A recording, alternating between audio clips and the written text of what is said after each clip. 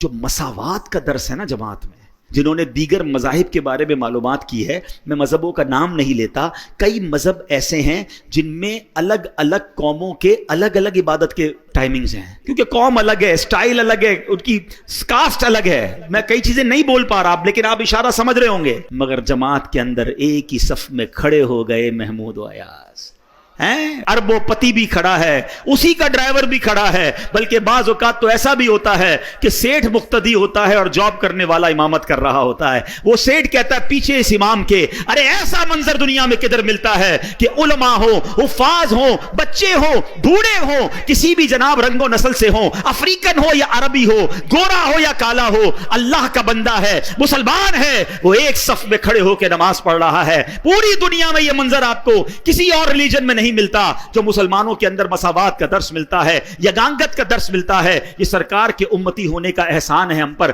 جب یہ منظر میرے رب کی رحمت ملاحظہ کرتی ہوگی، کیسی رحمتیں برستی ہوں گی۔ اور نماز قضا ہونے کا تو تصور بھی نہیں ہونا چاہیے، یعنی یہ تو ہماری ڈکشنری میں نہیں ہونا چاہیے کہ نماز بھی قضا ہو سکتی ہے، یہ پاسبل ہی نہیں ہے۔ آپ اگر چاہیں گے نا نماز پڑھنا، راستے خود نکلیں گے۔ آپ ٹرین میں بھی پڑھ لو گے، آپ جہاز میں بھی پڑھ لو گے، آپ بس اگر چاہتے ہیں۔ کھانا بھی تو کھا ہی لیتے ہیں نا۔ لوگ کہتے ہیں یار 4 نمازیں تو پڑھ لیتے ہیں، فجر نہیں ہو پاتی۔ کیوں بھائی؟ کہتے ہیں آنکھ نہیں کھلتی۔ بڑا عجیب بات ہے، تمہاری فجر میں آنکھ نہیں کھلتی، کبھی ایسا ہوا کہ صبح 7 بجے کی فلائٹ اس لیے مس ہو گئی ہو کہ آنکھ نہ کھلی ہو؟ 7 بجے کی فلائٹ تھی تو رات تو سویا ہی نہیں تھا میں حضرت، خوشی کے مارے 4 بجے ایئرپورٹ پہنچ گیا تھا۔